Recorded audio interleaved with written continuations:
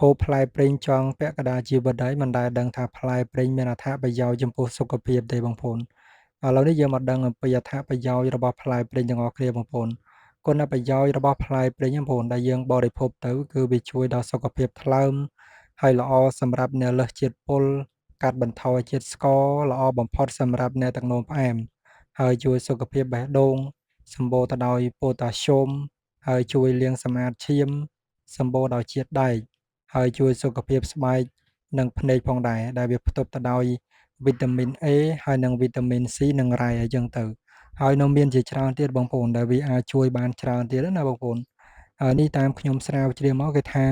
អត្ថប្រយោជន៍របស់ផ្លែព្រីងហ្នឹងមិនត្រឹមតែជួយបានប៉ុណ្្នឹងទេ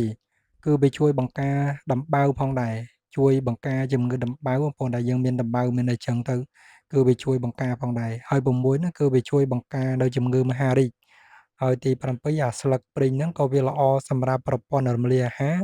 ហើយនិងសុខភាពផ្លូវមាត់ផងដែរអញ្ចឹងហូបផ្លែព្រីងយូរណាស់ហើយមិនដែលដឹងថាផ្លែព្រីងហ្នឹងមានអត្ថប្រយោជន៍ច្រើនអញ្ចឹងទេបងប្អូនអានេះបើតាមដែលខ្ញុំស្រាវជ្រាវមើលស៊ើចមើលនៅក្នុងអ៊ីនធឺណិតណាបងប្អូនហើយបើបងប្អូនចង់ដឹងអំពីអត្ថប្រយោជន៍របស់វាច្រើនអញ្ចឹងទៅបងប្អូនស៊ើចមើលនៅក្នុងប្រព័ន្ធអ៊ីនធឺណិតទៅឃើញហើយថាផ្លែព្រីងមានអត្ថប្រយោជន៍ច្រើនប៉ុណ្ណាបងប្អូន ហើយដើមព្រីងមួយដើមនេះកាលពីដំបូងឡើយគិតថានឹងកាប់ចោលហើយបងប្អូនប៉ុន្តែវាគាប់ជួនអីនៅពេលដែលឮគេថាគេកាប់ចោលវាចាប់ផ្ដើមចេញផ្លែចេញអីមកហើយផ្លែនេះលើកដំបូងណាបងប្អូនដោយសារតែឮម៉ែគាត់ថាដើមព្រីងហ្នឹងប្រហែលជាត្រូវកាប់ចោលហើយដោយសារតែវាធំណាបងប្អូនវាធំអញ្ចឹងទៅវាគ្របដើមក្រូចគ្របដំណាំដែលយើងដាំខាងក្រោមតូចៗហ្នឹងគឺវាគ្របទៅដំណាំទាំងអស់ហ្នឹងវាអត់អាចលូតលាស់បានទេដោយសារតែវានៅក្រោមម្លប់ដើមព្រីងអញ្ចឹងណា ហើយគាត់ថានឹងកាប់វាចោលក៏ប៉ុន្តែមិនដឹងថាវាគាប់ជួនអីវាចំពេលដែលឆ្នាំហ្នឹងពេញហ្នឹងវាចេញផ្លែលើដំបូងបងប្អូនហើយនេះគឺផ្លែលើកដំបូងហើយផ្លែរាងច្រើនដែរបងប្អូនហើយឃើញផ្លែឡើងខ្មៅអញ្ចឹងទៅខ្ញុំក៏ឡើងទៅបេះវាបងប្អូនឡើងទៅបេះវាដាក់ក្នុងថង់អីចឹងណាហើយឡើងមករៀងហត់ដែរបងប្អូនដោយសារតែដើមវាមិនសូវជាមានមែកអីឲ្យយើងតោងអង្គុយឲ្យបានច្រើនទេ ចឹងទៅក៏ឡើងមកបេះបងប្អូនបេះហ្នឹងយើងប្រឡេះវាយកតាណាទុំទេបងប្អូនណានៅក្រហមនៅខ្ចីហ្នឹងគឺយើងទុកឲ្យវាទុំបន្តទៀតអញ្ចឹងណា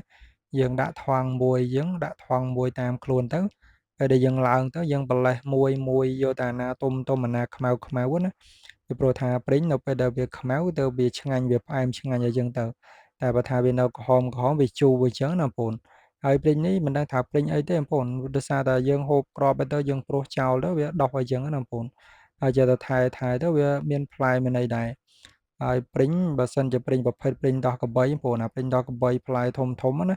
អាហ្នឹងឆ្ងាញ់ណាស់បងប្អូនរសជាតិវាជ្រលក់មួយអំបិលម្ទេសក្លុកអំបិលហ្នឹងគឺឆ្ងាញ់ណាស់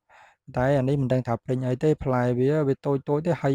គ្រាប់វាធំអីចឹងណាបងប្អូនវាអត់ដូចប្រភេទព្រីងដោះកបីទេ ព្រីងដោះកបីផ្លែវាធំវែងត្រូវតែទឹកភ្លៀងហ្នឹងគឺផ្លែធំ